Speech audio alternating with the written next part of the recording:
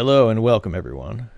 This is Todd of Figure Fiend and Lincoln Monsters. This video is going to be time-lapse painting that is specifically done for the Lincoln Monsters Wave 1 mini monsters and Lincoln Monsters that were Tomlin style Monsters of Legend, as well as some other pieces that were done like our Astro Simeon and the upcoming Death Maiden and Space Wolf figures that we have coming out, as well as some other things that focus on ads, backs of products, like boxes, fronts of boxes, that sort of thing. And one thing I am going to do, I'm going to talk a little bit about the process, but in certain ways I'm going to pull back and just let things roll. If anybody has any questions, please put them up amongst the comments. Everything you see is done in Procreate. So the first thing I do is I like with this sketch right here, I do a series of really rough sketches to sort of get my bearings, and I am looking at reference the whole time. I'm not really free drawing. I'm looking at women in dresses, women with flowing hair, looking at color, and after I've done that several times, then I set out to do the actual real painting. And you know, this is me working in Procreate. I've taken the last color version that I've done, which is really fast, really quick, rough, just to get like placement and structure. And then right now I'm looking at references of ruined buildings, looking at references of fog, looking at references of women standing with flowing dresses in a very specific like profile way, and then looking at their hair as well. So once I have all that information, I then work through doing a series of paintings based on that. And this is the final painting that is done specifically for an ad for an up-and-coming Death Maiden figure. So I'll just let this roll so you guys can watch.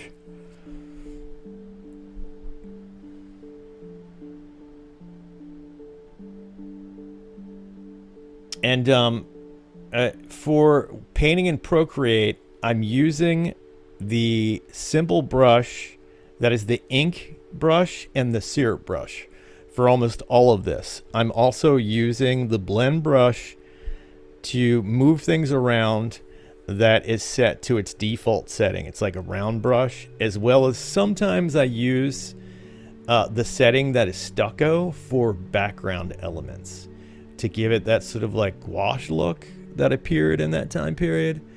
And what I do is I'll jump back and forth. I do work off my original line work drawing that I go back and forth to reference, because as I'm painting and blending, I'm shifting things around, and I'm not trying to not travel too far from the original drawing, because you want to invest some time into that drawing and the placement of elements. And that's the benefit of working digitally versus working in paint, is that you can always reference that source line work to figure out where you've moved away from and readjust things, especially when it comes to faces and the placement of eyes, nose, and mouth, as well as like bones and positions and joints in which people are standing.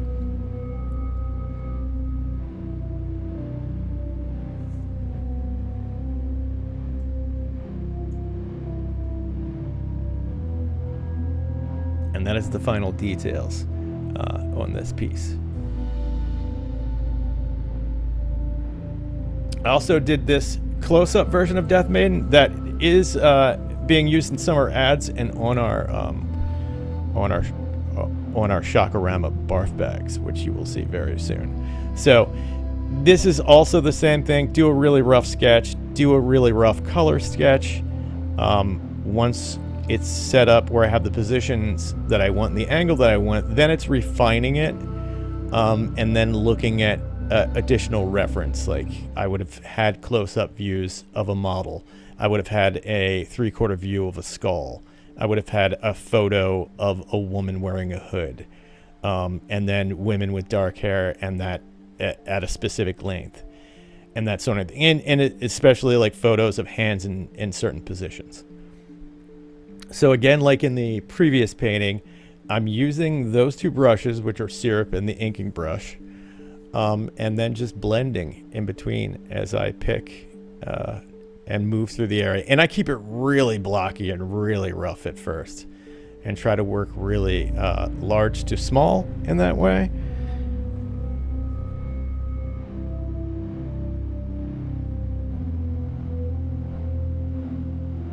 and the underdrawing or the overdrawing, whatever you want to call it. It really helps when you've drawn and you've done details like teeth and eyes and the iris and pupil and stuff like that, to have that handy to toggle back and forth so you can see where things are.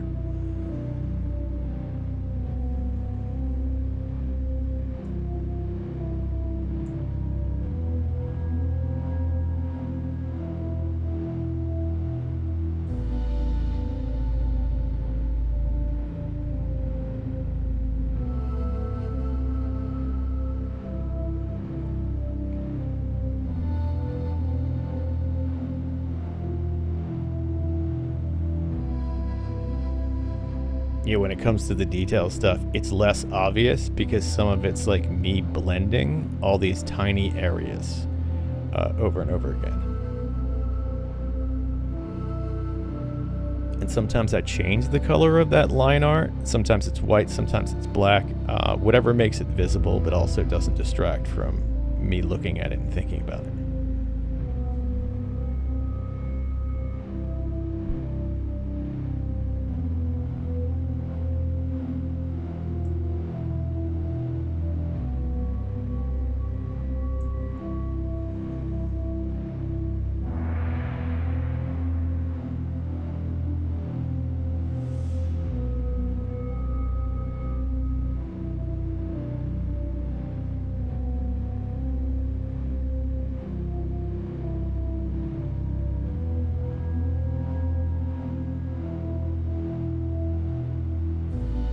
And then final steps for this would be color overlays for the skin and skull to hit the green that I wanted to better match the figure.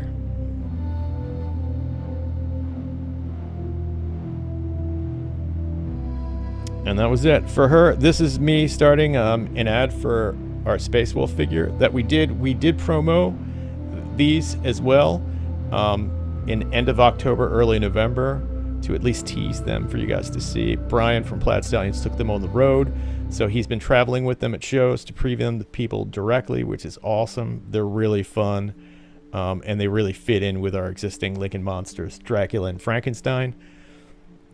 So this is specifically done for an ad for the Space Wolf, and I always work grayscale first.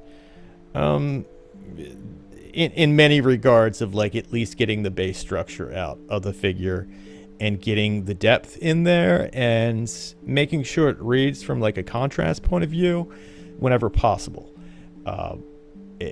Especially when it comes to changing the color palette in that way, it's good to have a grayscale to work from, and then you can make all kinds of changes from a color perspective.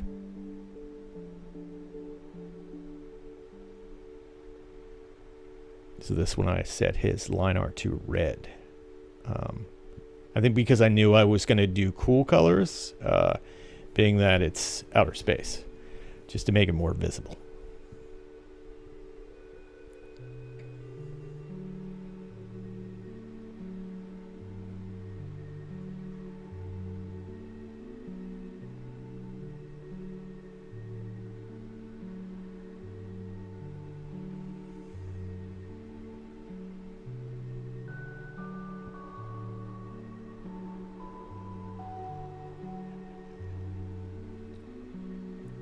And that's the first color pass.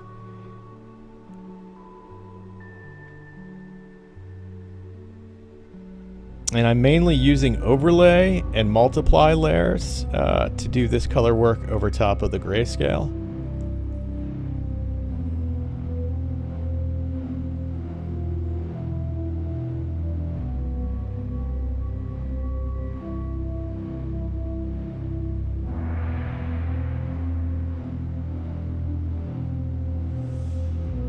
As you can see, I went much more desaturated in the end. I wanted the blood and the yellow elements to stand out on the suit as well as his eyes, so I pulled back on the ground towards the end.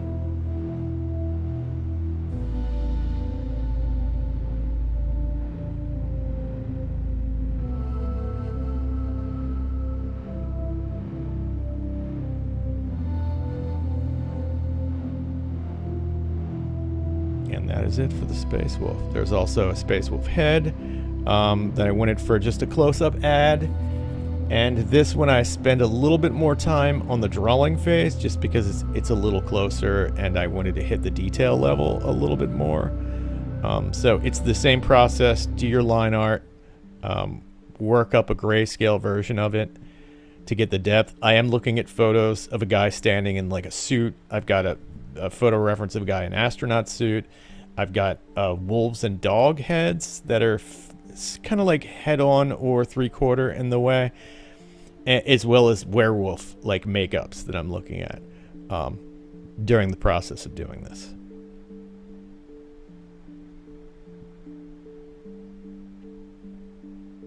Yeah, like, and it is possible to freehand everything. It requires a lot of like training in that regard though, and the only people I know that like do it effectively daily every day are like comic artists because you know, because of the kind of like the numbers of drawings that they're doing per day.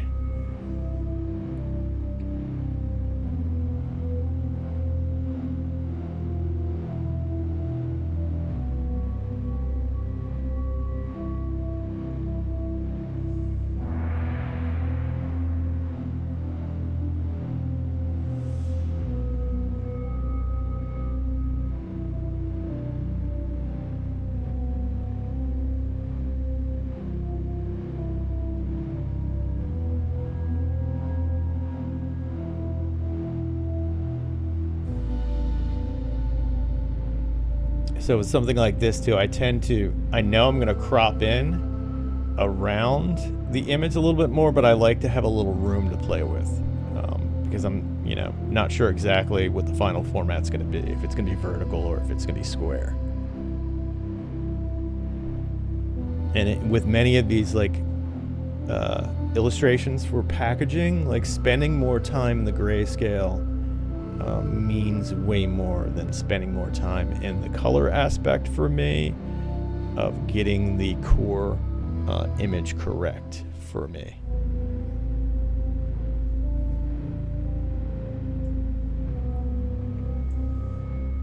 And this one is, you know, he's a little fiddly, so there's going to be lots of like tiny little blending that goes on that will be more obvious on a larger screen than if you're looking at this sort of thing on a phone.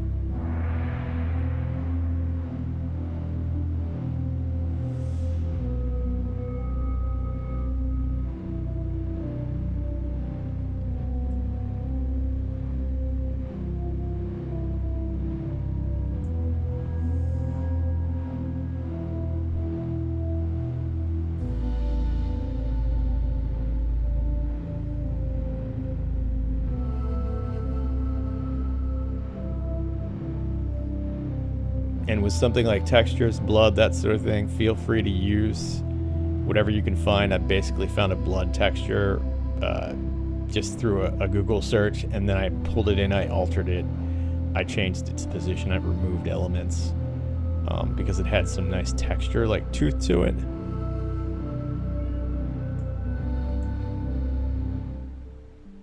And this is finally the color stage, and like out of this, probably 20% of the time spent painting it was done in color and 80% was done in grayscale. So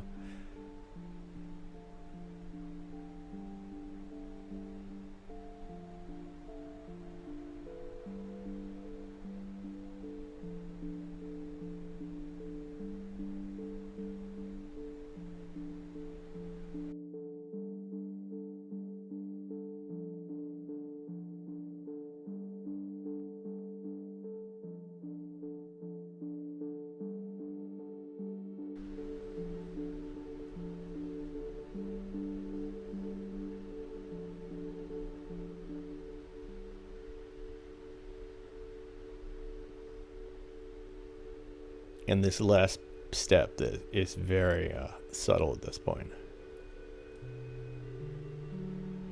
This is like a final check based on the original drawing for positions around the eyes and nose and mouth.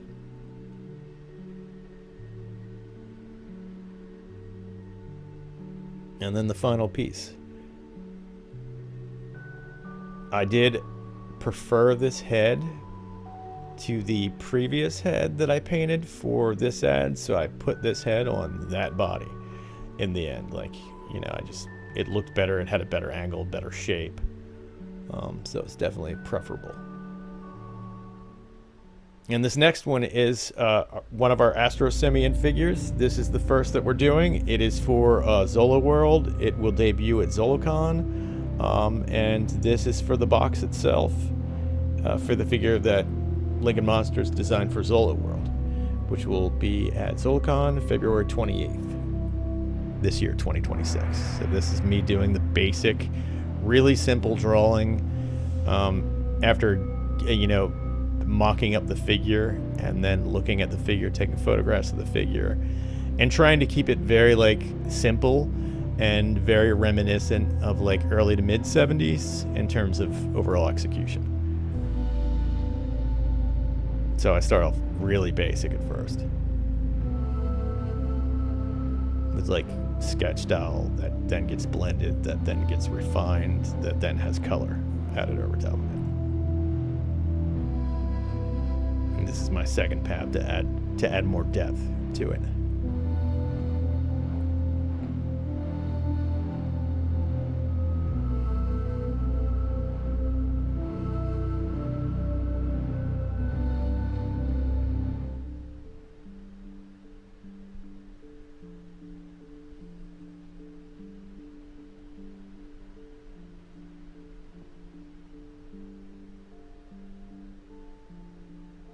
And this phase is refining that sketch style.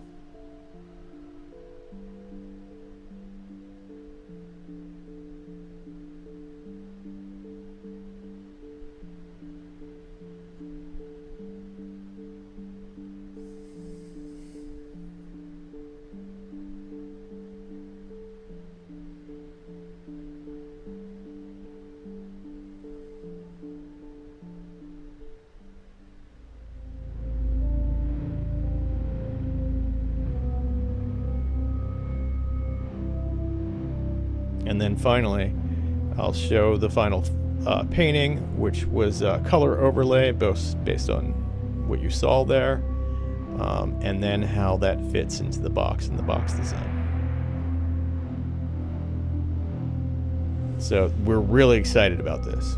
We love the Astro Simeon stuff, the Astro Ape stuff, so very excited to be doing that. And he comes with a pink radio, which is amazing. So this is the process of me showing one of the Lincoln Mini Monster card art pieces. There were 7 of these in total.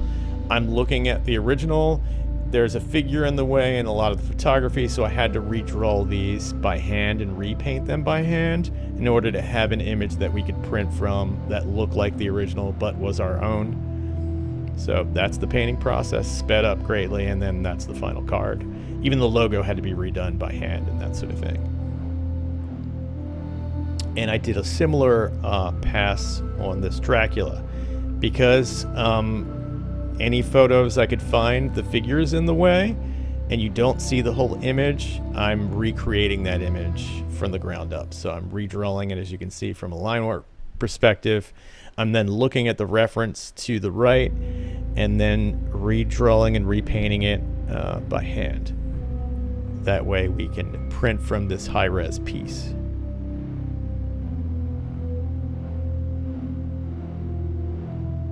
And that's it. That's the final card.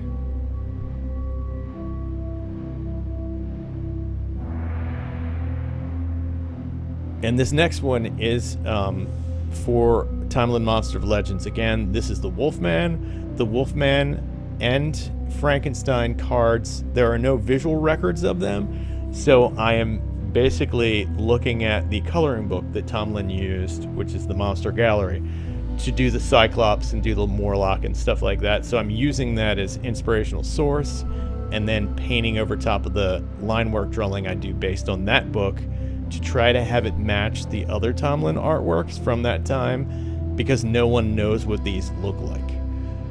So I'm trying to just create something that fits in that world from a design point of view and even from the color palettes that were being used, and also have it match the colors used on the figures. So these were really fun to do. They were loose, they were quick, They only took a couple hours each.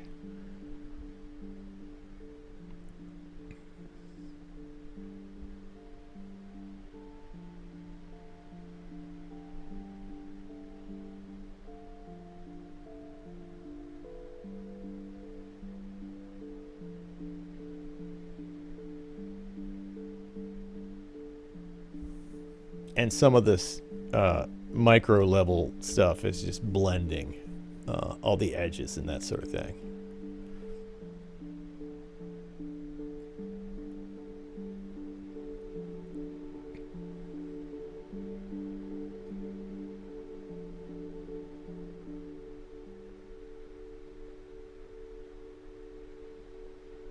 Even the outline in the end, I went through and I tried to pull back from that outline going around the figure after looking at the original Tomlin Source stuff.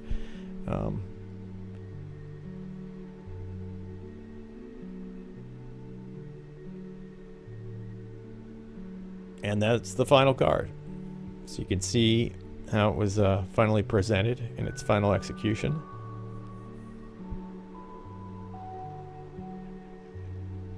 And the same goes for the Frankenstein. There's no record of what that Frankenstein card art looks like. So this is me trying to create something that looks as close to Tomlin as I could. And the color, using the color palette from the figure itself, which is what that photo was that popped up. That's me basically looking at a photograph of the figure, the small figure that we did. So trying to match the card art to that. And this is another one of those paintings that's funny because you tend to paint it much larger than what you need, like without knowing exactly what your positioning is, but it's better to have the extra room to work with in case it shows up in other areas as well. Even if you come in close for a packaging piece, it's helpful to have because this whole thing could show up in an ad, or it could show up on the back of the card. And once again, I'm using 2 brushes and then the blend tool, and that's basically it. I tend to paint everything on one layer, keep the line art on another layer, and the background on the third layer, and that's it. I don't use that many tools in Procreate. I find that using more tools slows me down, and just treating it like painting and drawing by hand makes it go much faster for me. That if I get caught up in trying to figure out which is the best tool, I just try to treat it like you would really normally paint or draw, and that's it. And it definitely has helped speed things up for me.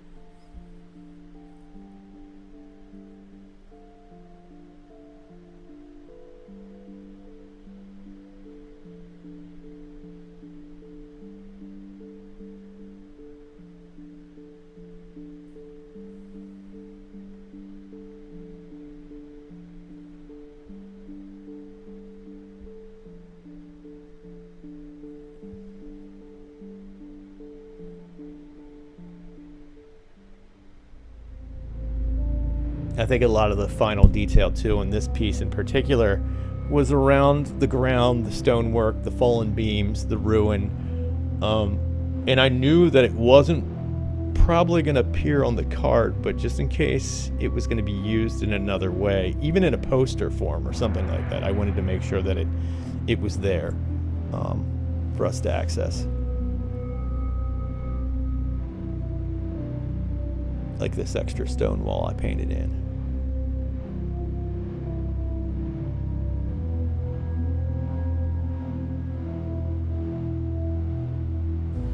And that's the final card. As you can see, none of the ground is seen at all. But that is the way it is when it comes to positioning and that sort of thing.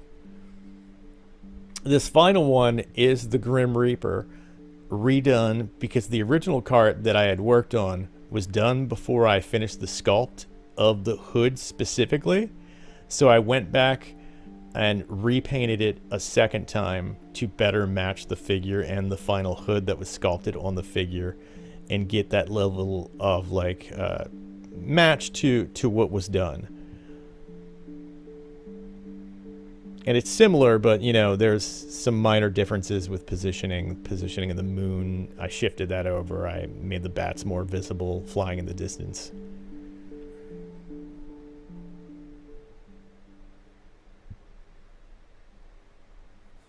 And these were really fun to paint because of the nature of them being more gouache, more like abstract, they're like really fun and really fast and really loose to do. So this is the final version of that second Reaper card, the final card. I appreciate you watching, and like keep an eye for more Lincoln stuff. This week is all like backer kit stuff that we put up for Mad Monsters and new monsters of Legends. So definitely leave any questions you have or comments, and I'll get in touch. We thank you from the Lincoln team. Appreciate it.